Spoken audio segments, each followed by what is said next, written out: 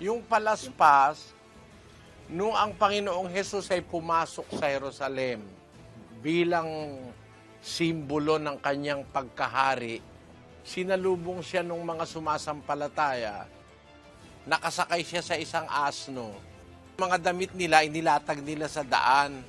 Yung iba naman siguro, ayaw maghubad ng damit, kumuha ng mga sanga ng puno, palma, para ilatag sa daan kasi dadaan yung asno na sinasakyan ni Kristo.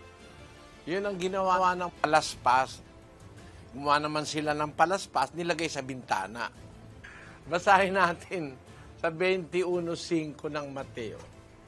Sabihin ninyo sa anak na babae ng Siyon, narito, ang hari mo'y pumaparito sa iyo na maamo at nakasakay sa isang asno at sa isang batang asno na anak ng babaeng asno. At nagsiparoon ang mga alagad at ginawa ang ayon sa ipinag-utos ni Jesus sa kanila. At kanilang dinala ang babaeng asno at ang batang asno at inilagay nila sa ibabaw ng mga ito ang kanilang mga damit at dito siya'y sumakay. At inilatag sa daan ng kalakhang bahagi ng karamihan ang kanilang mga damit. Nilatag nila sa daan, samantalang nakasakay sa asno ang Panginoong Hesus. Ang karamihan inilatag sa daan yung kanilang mga damit, tuloy.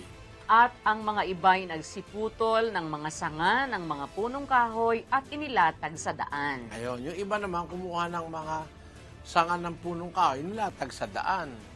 At saka dumaan ang Panginoong Hesus. Tuloy natin. At ang mga karamihang nanga sa unahan niya at ang nagsisunod ay nagsisigawan na nagsisipagsabi, Hosana sa anak ni David, mapalad ang pumaparito sa pangalan ng Panginoon, Hosana sa kataas-taasan. At nang pumasok si Jesus sa Jerusalem, ay nagkagulo ang buong bayan na nagsasabi, sino kaya ito? At sinabi ng mga karamihan, ito'y ang propeta Jesus na taga Nazaret ng Galilea.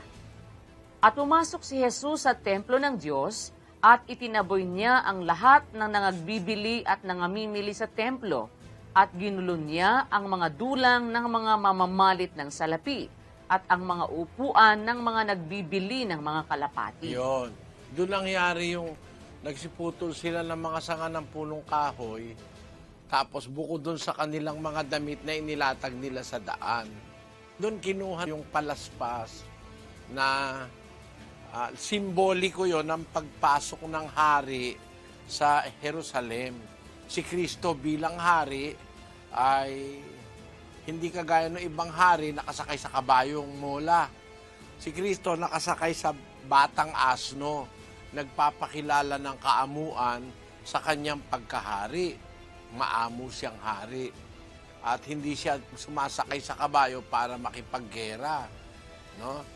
Doon sa pagpasok niya sa Jerusalem bilang hari na anak ni David, nakasakay siya sa asno. Sinalubong siya ng mga tao, nilatag yung kanilang mga damit, tapos yung iba na ayaw sigurong maghubad, kumuha na lang ng mga sanga ng punong kahoy, siyang inilatag sa daan.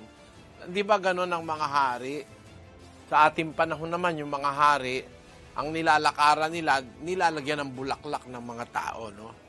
Eh sa Jerusalem siguro, nung panahon na yun, walang masyadong maraming bulaklak. Mga sanga ng punong kahoy ang kanilang inilatag bilang paggalang dun sa hari. Eh, yun ang sinasabi ng Katoliko ng mga palaspas. Kaya lang, hindi nila sa daan inilagay, sa bahay nilagay. Nilagay sa may bintana.